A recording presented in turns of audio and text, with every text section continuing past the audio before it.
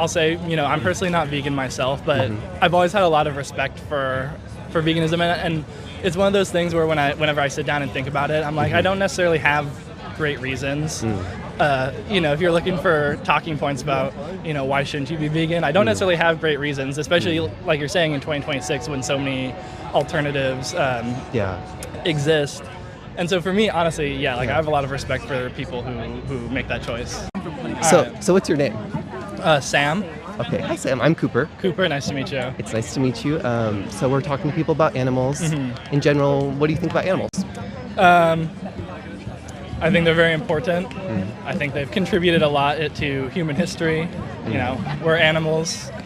Humans are animals too. We're animals too, right? So they've served us in a lot of ways, and we've served them in some ways. I wonder what you think about companion animals, like maybe dog, cats. Do you have experiences with them?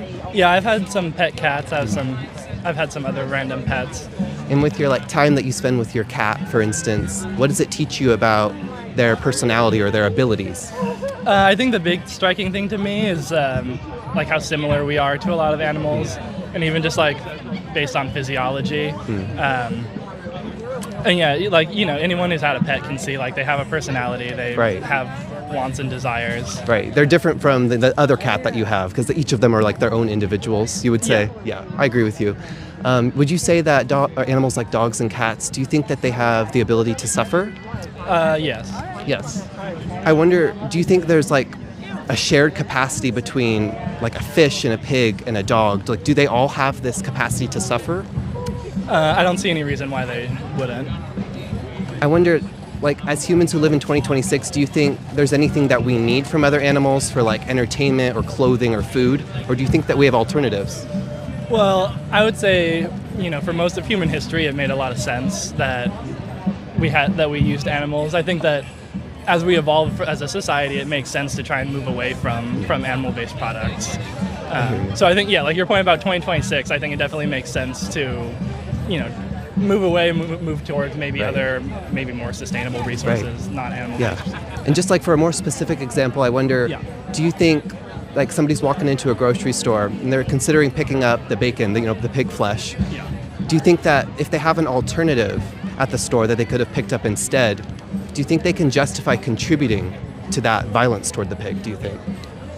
Well, I think it is a great question because, kind of like I was saying before, I definitely think in the past, as hunter-gatherers and whatnot and everything, it's hard to blame anybody in that situation. Yeah. But I would definitely say, as those alternatives become more economical, as nutritious, I think it makes a lot of sense that you would, when given the choice between something that, caused an animal harm versus something that didn't, you would want to go for something that didn't. Right. Or for instance, we also talk about zoos, and we'll think if we could watch a nature documentary instead of contributing to the elephant being in this small enclosure, do you think that would be a better choice, or a better choice from the animal's perspective?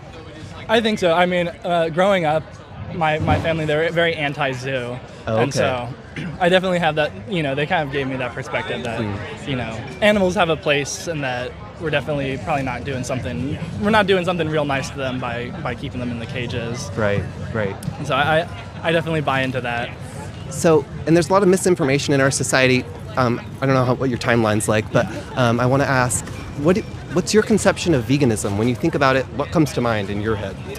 Honestly, I'll say, I'm personally not vegan myself, but I've always had a lot of respect for veganism, and it's one of those things where whenever I sit down and think about it, I'm like, I don't necessarily have great reasons. If you're looking for talking points about, why shouldn't you be vegan, I don't necessarily have great reasons, especially like you're saying in 2026 when so many alternatives exist. And so for me, honestly, I have a lot of respect for people who make that choice. I wonder, we define it a little bit precisely as choosing not to use other animals just when we have the choice, just like you basically were saying. So I wonder if you know that these animals are suffering and you know that we have alternatives, what stops you from living vegan? I think for me and for a lot of other people, there's just some inertia. And especially also, this is definitely changing, but so a lot of the time, like the alternatives might not quite be up to. They don't taste quite as good. It's not quite as good. It's maybe a little more expensive, maybe a little less, nutritionally balanced. That's definitely changing, and that's, I think, something that's exciting. I wonder, like, if you found out, or like, let's say you tried one, and you're like, this tastes about 30% less good than the than the actual animal version. I wonder, do you think that the increase in the enjoyment, do you think it would justify what the animal goes through? And that's the thing is, like, I know it's hypocritical because if you ask me that question, I have to give an answer. The answer is probably no. I think a lot of it is like it's easy to not think about, and like I said, it's like the inertia of it, where it's like I've been eating animal products, using animal products my whole life. This is what I'm used to. This is what everyone around me is doing. It's very normalized, right? Yeah, it's very normalized. So it's like there's some element. Okay, I have to make this step. I have to push back around against what's around me, and I think that makes it hard. I know for myself. Do you do that in other instances in your life? I wonder, because like sometimes when I notice like racism normalized in a space, I want to be the person in that space who's like, I want to denormalize this. I want to make this unacceptable. So if you have that logic towards humans, I wonder what stops you from extending it to other animals and saying it might be normal, but I'm going to go against the grain in this situation too because it's in alignment with my principles. Well, it's just a step that you have to take. And, just like, even when you're excited to call out, racism, any problematic behavior, whatever, you're excited about it in your head, but there's always that little bit of hesitation that you're going to be like, okay, you have to be a little bit confrontational.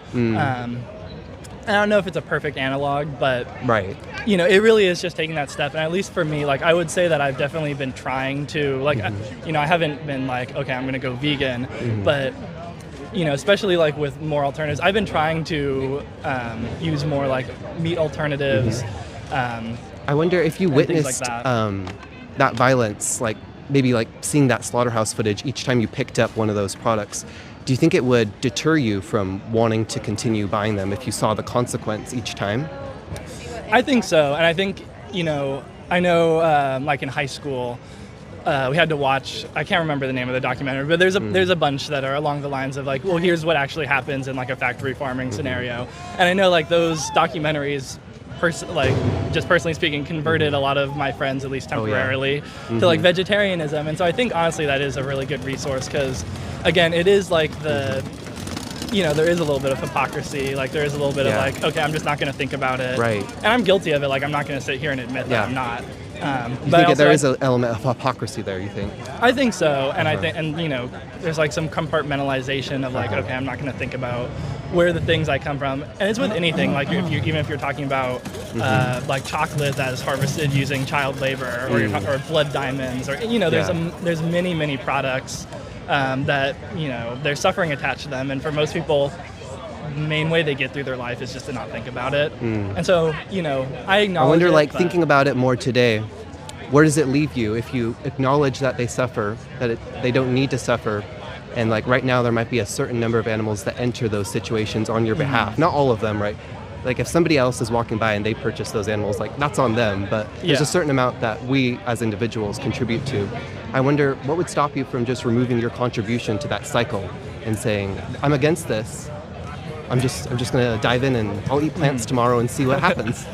Well, yeah. Well, that's the thing is, like I said, it's just it's taking a big step. And like I said, like it's something I want to do and something I've been trying to do. I think it's difficult. I've kind of discussed like some of the reasons it's difficult, but it's certainly not lost on me. One thing you mentioned was like an idea of like maybe reducing, or like you started reducing, and I think that's an excellent start because like let's say you were eating 10 animals last month and then this month you ate 5. Like it makes a big difference to those 5 who are no longer having like it demanded into the system that there are more animals into the system to be bred and used for that purpose. But I wonder if you don't need to consume any of them, if you have alternatives, do you think it makes a difference to the remaining 5 that you're still using and killing, that you didn't kill 5 more? Do you think it makes a difference to the individuals who are still being exploited and killed? Yeah, and absolutely, and definitely like if you have if you look at like utopian society, even like you could get into other things, but look at a utopian society. We should combine it with other liberation movements too. Yeah, well, exactly. Totally. I'm like, you could name a million utopian ideas, but Yeah. anyway, yeah, like I would say that, you know, a world in which we're able to like sustainably produce all of the products that we need without the use of animals, like that is a utopian vision, both in the sense that it's ideal and in the sense that it's certainly going to take some movement, some effort to get there. I wonder, would you take a resource card that connects you with some of that information? It won't only be the gruesome footage, because and not because we're trying to show like the footage that's exceptions of extreme cruelty, but just because it's gruesome to kill animals in general. But it won't just show that; it'll also show recipes, like other resources that kind of make that transition seem a little more approachable. Would you take that card? Yeah, sure. Okay, I'd be interested to give that to you and ask you just like 2 quick questions to wrap up.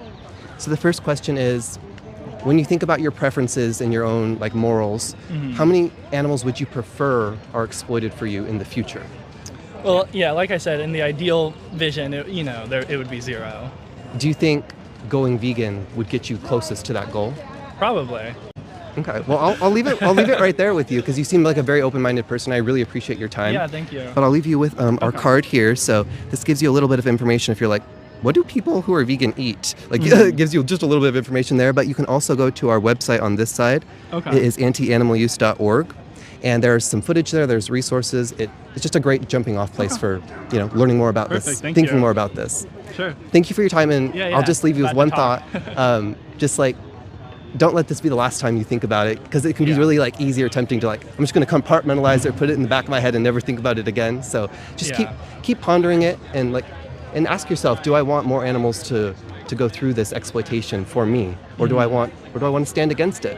Okay, yeah. Thank you so much. Well, yeah, I appreciate the conversanded. Thank you for being so open-minded. Of course. Okay. Yeah. All right, thank you. Appreciate it. Have a good day. You too, thanks. Bye.